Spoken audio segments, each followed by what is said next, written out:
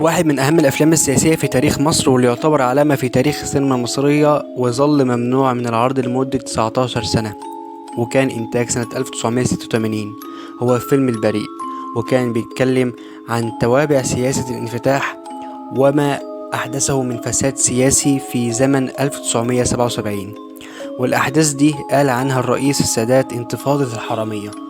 الفيلم من بطولة أحمد زكي، إلهام شاهين، محمود عبد العزيز، محمود عبد العليم، إخراج عاطف الطيب، وسيناريو وحوار وحيد حامد. الفيلم تعرض لانتقادات واتهامات كتير بدرجة إنه بعض الصحفيين أطلقوا عليه الفيلم الذي هز أركان الجمهورية.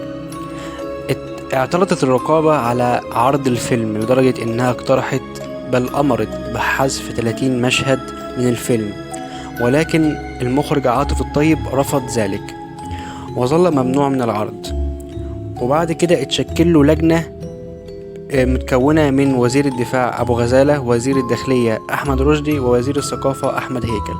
وانتهت اللجنة بقرار حذف المشهد الأخير.